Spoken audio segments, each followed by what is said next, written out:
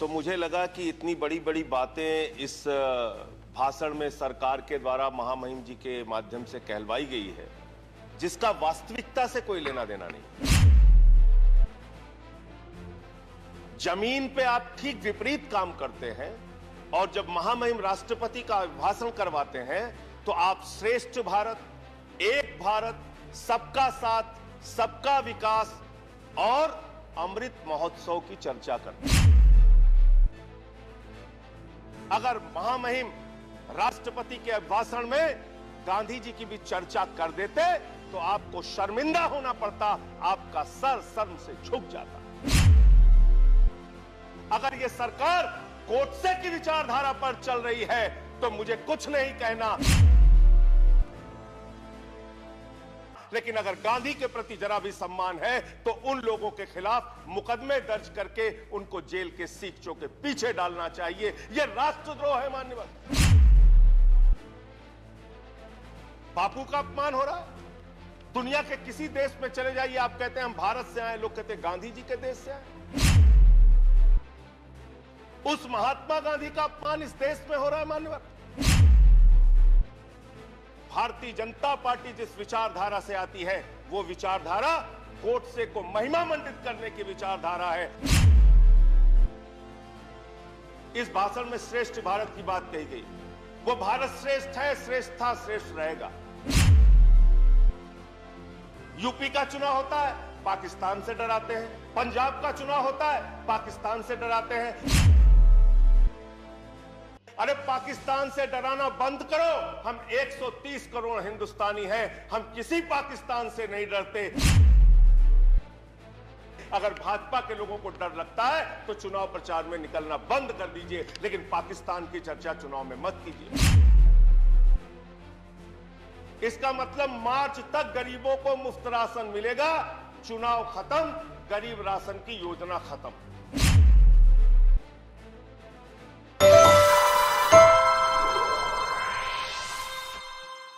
भाषण पे अपनी बात कहने का मौका दिया।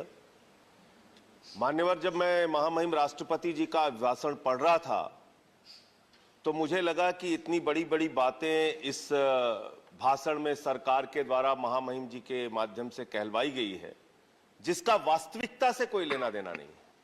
जमीन पे आप ठीक विपरीत काम करते हैं और जब महामहिम राष्ट्रपति का अभिभाषण करवाते हैं तो आप श्रेष्ठ भारत, एक भारत, सबका साथ, सबका विकास और अमृत महोत्सव की चर्चा करते हैं। माननीय, मैं बड़ी विनम्रता पूर्वक आपके सामने सरकार से पूछना चाहता हूं, आप देश के महापुरुषों को याद कर रहे हैं, बहुत अच्छी बात है, याद कीजिए।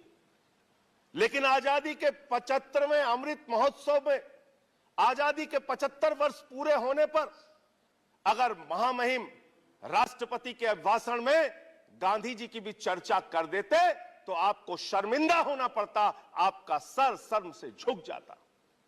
अहिंसा के पुजारी राष्ट्रपिता महात्मा गांधी को धर्म संसद बुलाकर उत्तराखंड में अपमानित किया जाता है मान्यवर, मध्य प्रदेश में अपमानित किया जाता है मान्यवर, छत्तीसगढ़ में अपमानित किया जाता है मान्यवर। मैं कहना चाहता हूं, अगर यह सरकार गोडसे की विचारधारा पर चल रही है तो मुझे कुछ नहीं कहना, लेकिन अगर गांधी के प्रति जरा भी सम्मान है तो उन लोगों के खिलाफ मुकदमे दर्ज करके उनको जेल के सीखचों के पीछे डालना चाहिए। यह राष्ट्रद्रोह है माननीय। बापू का अपमान हो रहा है। दुनिया के किसी देश में चले जाइए, आप कहते हैं हम भारत से आए, लोग कहते हैं गांधी जी के देश से आए। उस महात्मा गांधी का अपमान इस देश में हो रहा है माननीय। आजादी के 75वें साल में और सरकार खामोश, प्रधानमंत्री जी खामोश, कोई उसकी चर्चा नहीं करते, क्योंकि कहीं ना कहीं भारतीय जनता पार्टी जिस विचारधारा से आती है वो विचारधारा गोडसे को महिमा मंडित करने की विचारधारा है, गांधी के विपरीत काम करने वाली विचारधारा है। दूसरी बात मान्यवर, सबका साथ, सबका विकास का जिक्र किया गया। एक तरफ आप सबका साथ, सबका विकास का जिक्र करते हैं, दूसरे तरफ आपके नेता उत्तर प्रदेश के मुख्यमंत्री कहते हैं, आदित्यनाथ जी भाषण देते हैं, यूपी का चुनाव 80 और 20 पर होगा, 80 और 20 पर होगा। ये 80 और 20 क्या है? मैं आपसे पूछना चाहता हूं बड़ी विनम्रता पूर्वक, वो कोरोना की महामारी में जो लाखों लोग मारे गए, वो 80 में आते हैं कि 20 में आते हैं? वो किसान जो 1 साल तक सड़कों पर बैठा रहा, 750 किसान शहीद हो गए, वो 80 में आते हैं या 20 में आते हैं? वो खुशी दुबे उत्तर प्रदेश की बेटी जो 1.5 साल से जेल में सड़ रही है, वो प्रभात मिश्रा जिसका फर्जी इनकाउंटर हो गया, वो हाथरस की बेटी जिसको रात में 2 बजे जला दिया गया, वो नौजवान जो लाठियों से पीटे जाते हैं मान्यवर, वो 80 में आते हैं या 20 में आते हैं? ये 80 और 20 में हिंदुस्तान को बांटना बंद करो, गरीब बच्चों के फीस पे चर्चा करो, तरक्की पर चर्चा करो। आप किस ओर हिंदुस्तान को लेकर जाना चाहते हैं? क्या आप करना चाहते हैं?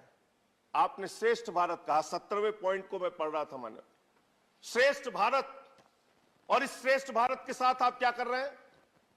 माननीय गृह मंत्री जी बयान देते हैं मुजफ्फरनगर में जाके, दंगे याद है ना?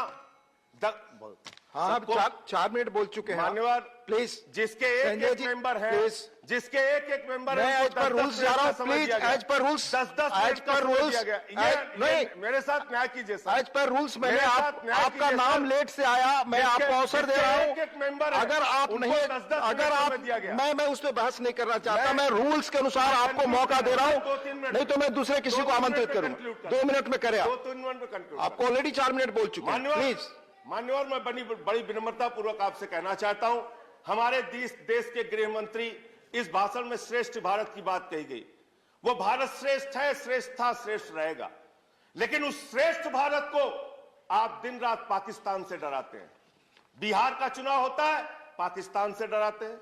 यूपी का चुनाव होता है, पाकिस्तान से डराते हैं। पंजाब का चुनाव होता है, पाकिस्तान से डराते हैं। अरे पाकिस्तान से डराना बंद करो। हम 130 करोड़ हिंदुस्तानी हैं, हम किसी पाकिस्तान से नहीं डरते। अगर भाजपा के लोगों को डर लगता है तो चुनाव प्रचार में निकलना बंद कर दीजिए, लेकिन पाकिस्तान की चर्चा चुनाव में मत कीजिए। मान्यवर, मैं पूरा भाषण पढ़ रहा था, किसानों का जिक्र आया, गरीब कल्याण योजना का जिक्र आया, आपने उसका बजट न्यूनतम कर दिया। इसका मतलब मार्च तक गरीबों को मुफ्त राशन मिलेगा, चुनाव खत्म, गरीब राशन की योजना खत्म। यह है आपकी योजना। हम सारे लोग श्रेष्ठ भारत को मानते हैं, भारत माता की जय लगाते हैं, लेकिन भारत माता, मैं कंक्लूड कर रहा हूं सर, भारत माता की जय तो तब होगी जब उस मां के 130 करोड़ बच्चे, हिंदू हो, मुसलमान हो, सिख हो, ईसाई हो, अगड़ा हो, पिछड़ा हो, दलित हो, सवर्ण हो, जब सब खुशहाल रहेंगे, एक साथ मिलकर चलेंगे, तब भारत माता की सही मायने में जय होगी। जब गरीब बच्चों को अच्छी शिक्षा मिलेगी मान्यवर, अच्छा इलाज मिलेगा मान्यवर, तब ये देश, जब किसान को उसके फसल का दाम मिलेगा, तब भारत माता की जय होगी। इसलिए जो भाषण में आपने लिखा, जो बात आपकी सरकार की ओर से कहलवाई गई और जो आपका कर्म है, उसके बारे में एक ही बात कहना चाहता हूं कि तू इधर उधर की ना बात कर, ये बता कि काफिला क्यों लुटा। मुझे रहजनों से गिला नहीं, तेरी रहबरी पर सवाल है। Thank you. तेरी रहबरी पर सवाल है। Thank you. माननीय विनय विश्वम जी, अंतिम 1 मिनट सर, मैं खत्म कर रहा हूं सर। 1 मिनट नहीं, आप कंक्लूड करें। अंतिम 1 मिनट में खत्म कर रहा हूं। नहीं, 1 मिनट नहीं दे सकते, सॉरी। खत्म कर रहा हूं सर। माननीय विनय विश्वम जी, मैं खत्म कर रहा हूं सर, खत्म कर रहा हूं। मैं सिर्फ आपसे यही कहना चाहता हूं, आपके माध्यम से सरकार से निवेदन करना चाहता हूं, चुनाव मुद्दों पर लड़िए, देश का माहौल मत बिगाड़िए, देश को नफरत की आग में मत झोंकिए, देश को इस चुनाव को माननीय विनय विश्वम कराइए। माननीय विनय विश्वम, इस पूरे प्लीज स्पीक, में UP only your speech will go on record.